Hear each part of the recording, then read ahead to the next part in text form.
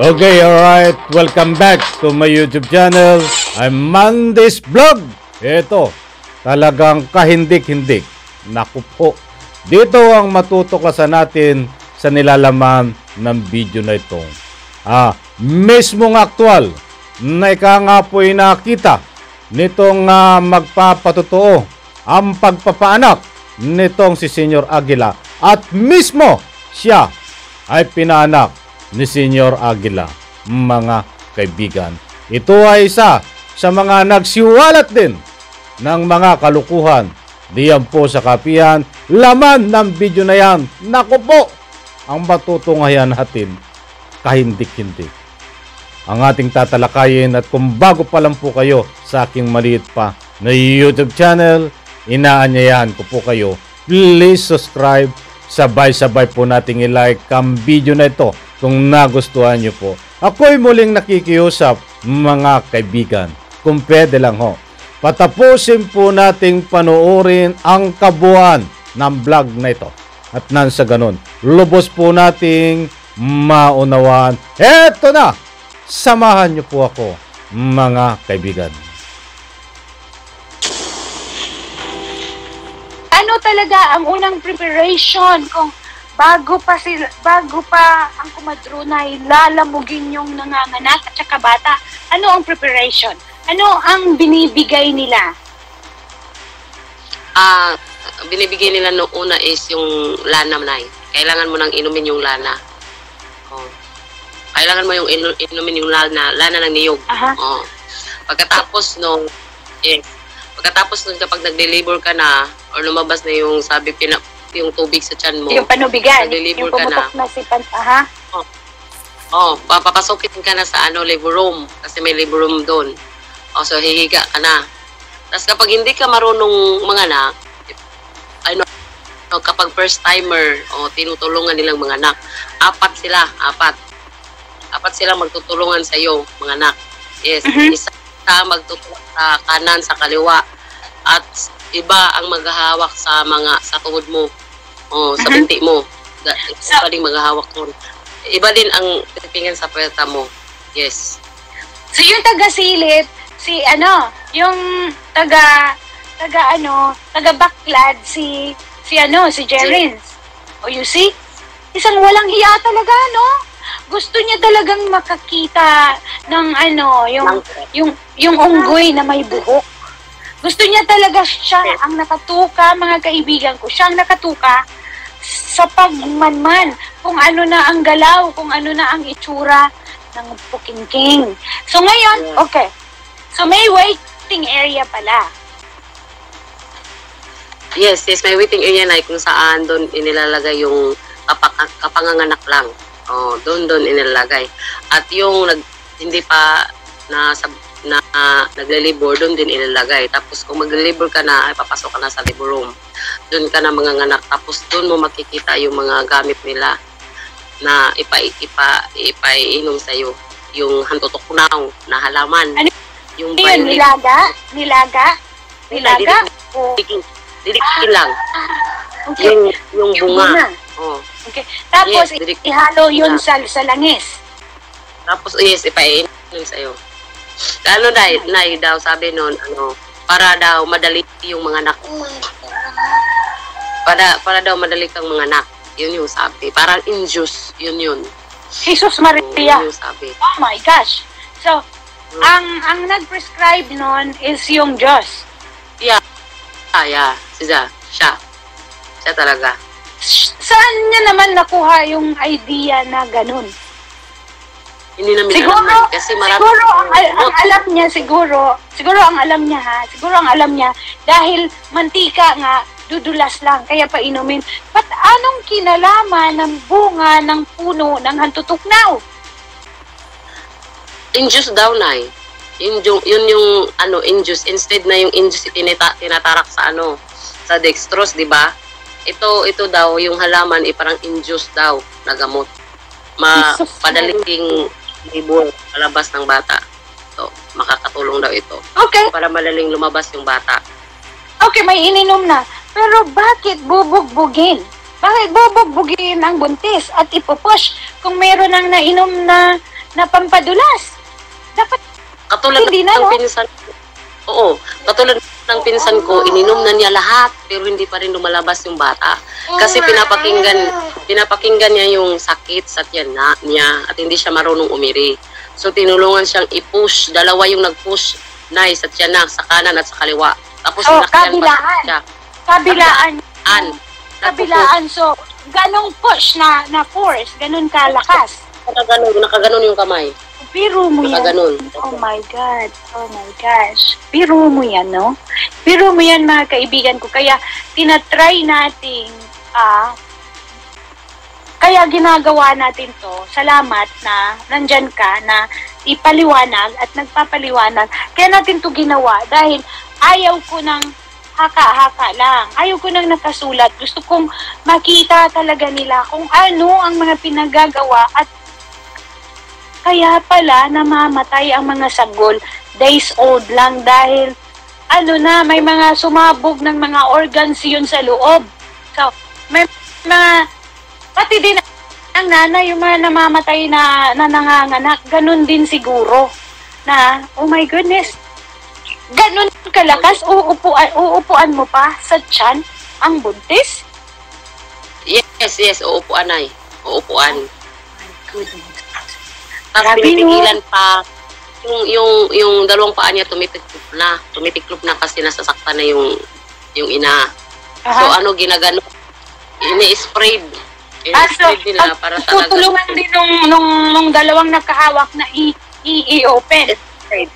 Yes, i-open yung paa niya kasi kini-close niya yung paa niya. Dahil nasasaktan na. So wala silang respeto sa nararamdaman nung nanganganak. Pinipilit nila parang iibuka. You see that? Mga bastos? Mga bastos? Oh my God, sana nabuntis si Jerins at gagawin nyo din yung gano'n, no? Walang, nabuntis nga. Dapat gano'n ang gagawin ninyo. Kapal ng mukha, no? Kaya nung lumabas yung bata na yun, namatay. So patay. Namatay yung bata, no? Patay. Okay, alright. Nako po, talagang kahindik-hindik, mga kaibigan. Dobling sakit ang nararamdaman nitong mga buntis na manganganak. Siyempre, masakit din ho ito at sobrang sakit sa kanilang mga mahal sa buhay, lalong-lalo na ang kanilang mga asawa. Alam ko relate dito.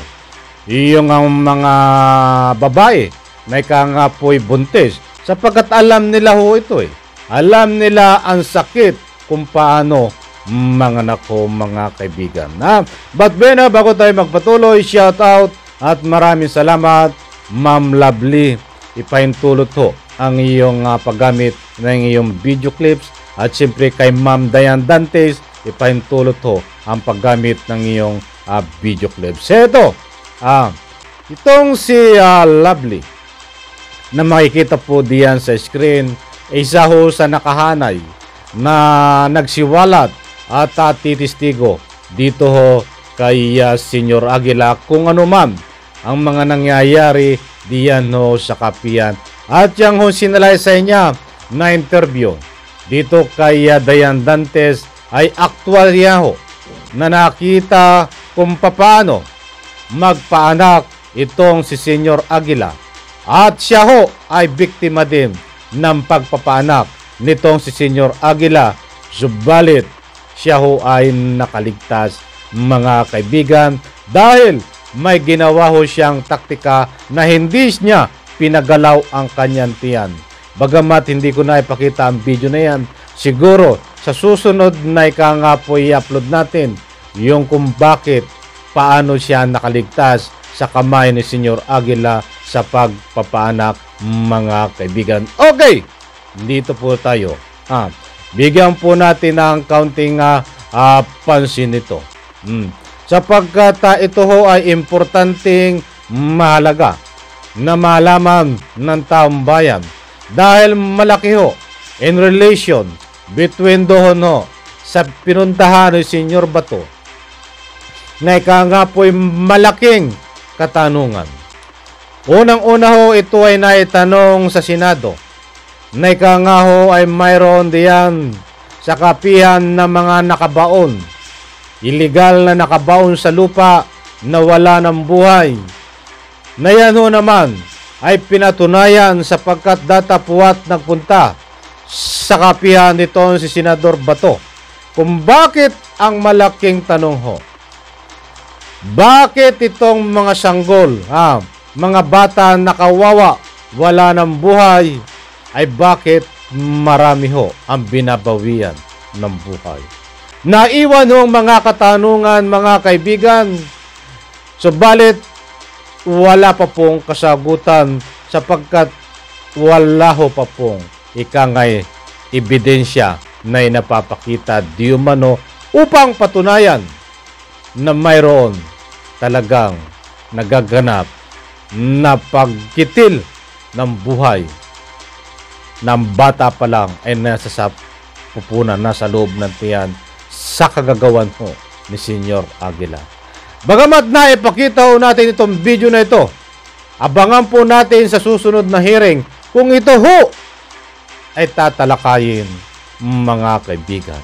Kaya't inaabangan ko ho ang susunod na hearing kung ano na nga ba itong development sa mga sanggol na ika nga pwede yan sa kapihan na natagpuan na wala ng buhay. Iyan ho ba ay hanggang dyan na lamang? Iyan ho ba ay hanggang katanungan na lamang? Iyan nga ho ba ay hanggang natabunan na ika nga po ay investigasyon na nakatuon lang po doon na walang saysay? Datapuat sa puntong ito, marami ho ang naglabasan ng mga patotoo. Alam ko ho, baka sa susunod na hearing, ito ay tatalakayin hanggang mahalungkat, mahalukay ang punot tulo kung ano ho na ika nga po'y tunay na nangyari, kung ano ba ang sanhi, kung bakit maraming sanggol na binawian ng buhay. Kaya't mga kaibigan, sa puntong ito ay napakalaki ng tulong ho ng anumang development, impormasyon ang mga nagsisiwalat, sapagkat tandaan po natin, wala pong kaso na hindi ho nasusolve nang walang impormasyon na inaibibigay. Sa pamagitan po ng mga impormasyon, mga testigo, ay nagkakaroon pong pagsusolve ang kaso. May napaparasahan. Kaya't napakalaki pong bagay na mayroon pong mga tao na nagsisiwalat, katulad po nito ni Ma'am Lovely at ni Ma'am Dantes, Dayan Dantes, na nagsisiwalat po tungo po sa katotohanan, while supporting na mga po testigo, hindi lang po puro hearsay, mga kaibigan. Alam po natin, kaya't inaabangan po natin sa susunod na hearing kung matatalakay po ito, sapagkat kailangang managot. Kung magbabatayo tayo sa mga ebidensya, sa mga testigo na nagsisiwalat, at mayroon pang mga video na pinapalabas na sinasaad ho doon ay pang-abuso, lalong-lalo na po ito karumal-dumal, kahindik-hindik dito sa video na ito. Pansinin po natin ang ruling ng video. Mismo nagsasabi na ay biktima ni Senyor Aguila. Siya mismo ay pinaanak ni Senyor Aguila, subalit nakaligtas. Ba't doon sa kanyang pinupunto, mayroong mga ika nga po'y pinaanak ni Senyor Aguila na may kasamang pambubugbog, may kasamang ika nga po hindi nararapat na gawin sa tiyan ng isang buntis, at may pinapainom pa na langis. Ano ba yan, mga kaibigan? Bakit pa inumin ng langis? Para ba dumulas yung daanan ng bata at nang makalabas yung bata?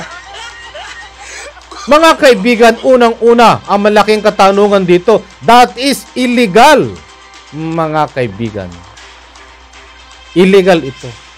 Doon pa lang sa illegal, ito po ay planchado na sa makatuwid dapat kasuhan.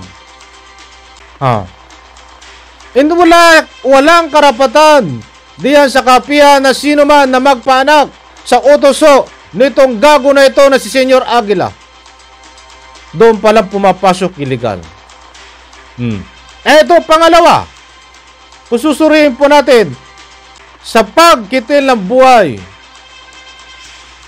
ng mga bata na musmos na sanggol na gustong mabuhay na normal. Subalit pinipigilang mabuhay nito ni Senyor Aguila dahil doon pa lang ho sa loob ng tiyan.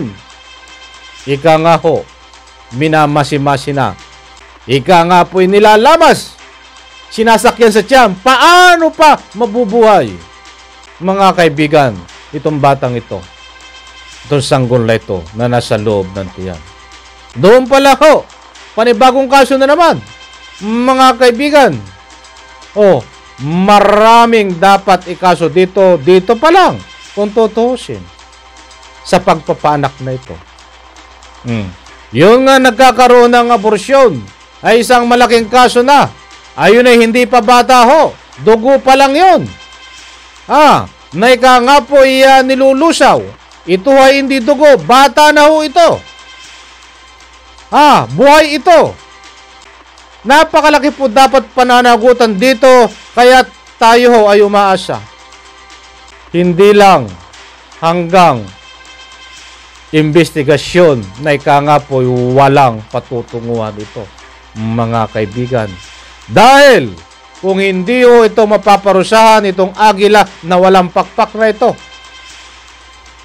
alam niyo po natin, baka balang araw sa kanilang matinding doktrina, baka balang araw ikaw kamag-anak, mahal mo sa buhay, ay maging biktima ho nito. Dahil hindi ulingid naman sa inyong kaalaman. Kahit sino ay napapasunod nito sa pamamagitan ng kanyang mga doktrina. Mga pulis na pasunod. Malalam ko, mayroon diyang undergraduate ng doktor na pasunod niya diyan sa kapihan na nirahan. Mga guro, lahat na ika nga po'y matataas na tauhan ng gobyerno na mayroon din siyang napasunod. How come na itong maliit nating kababayan na katulad ko, baka biglang pumunta ito sa inyo at magasik ng lagim at sabihan lang kayo, punta tayo doon sa kapihan, binulungan ka ng kaunti, na-hypnotize ka. Nako po, baka sumunod kayo. Dahil lang pag-hypnotize ayun ay walang sino man pinipili. Kahit hindi mo kagustuhan, ay pwede kang sumunod. But wag po tayong mag-alala, mga kaibigan, sa punto pong ito. Alam po natin, putol na ang sungay nito. Wala na po itong ligtas. Kung magbabase tayo ho sa ating ika nga po'y mga ebidensya na nakakalap. Mga ebidensya, buhay na ebidensya na ika nga po'y tumitistigo. Ito pong tinatawag na ika nga po'y pagpapanak na ito ay may testigo ho dito, hindi ito po hersi. Yan po, nandiyan sa video na alam po natin, nakuha nating mga impormasyon ay handang tumistigo diyan ho sa Senado, mga kaibigan. Sana ho nakuha nyo ang gusto nating ipunto dito. Mga kaibigan, hindi ho laban lang ito ng mga biktima. Unang-una uulitin ko, tama, laban ho ito ng mga biktima. But, in one word, lahat po ito ay laban ng kapwa natin Pilipino para mapigilan ho ito. Sapagkat hindi lang ho iisa ang nabiktima nito. Napakaraming biktima ho nito. Datapwat laban po natin lahat ito upang maparusahan. Kung sino man ang dapat parusahan dito, mga kaibigan. Alam ko nakuha nyo ang gusto kong ipunto dito at ayon nga diyan ho sa mga public opinion ay ayaw nilang iparihas ang pagkatao nitong ni Senyor Aguila sa hayop. Madami nagkukomento ho. Dahil ang hayop ho, ika nga ho, ay may magandang pag-ugali. Inaalagaan pa natin yan, di ba? Kayo mga kaibigan, sa pangatlong pagkakataon, ano ang pinakamagandang itawag natin dito? Itinaitanong ko na sa inyo, but hindi po hayop, hindi naman sa hayop. Huwag nating ahalin tulad sa hayop. Sa anong bagay po nito na ika nga po pwede nating ahalin tulad si Senyor Aguila? Pwede tayo magbigay ng public opinion. Bukas po ang comment section, mga kaibigan. Ha? Talagang matindi, di ba?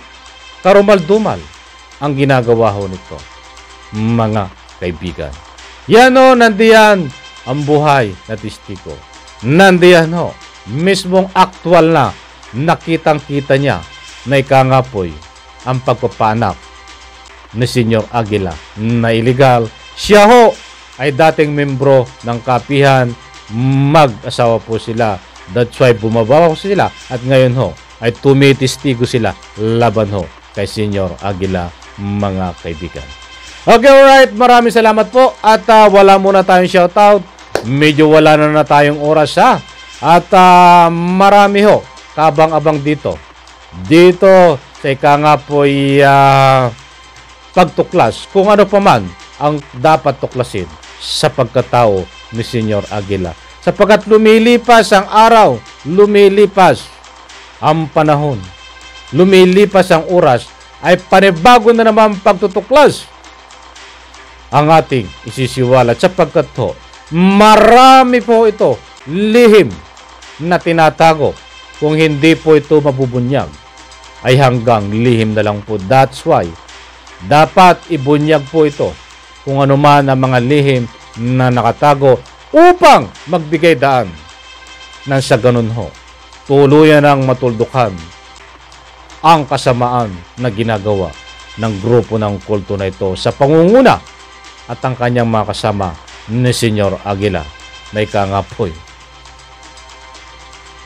kailangan mabigyan ng hustisya.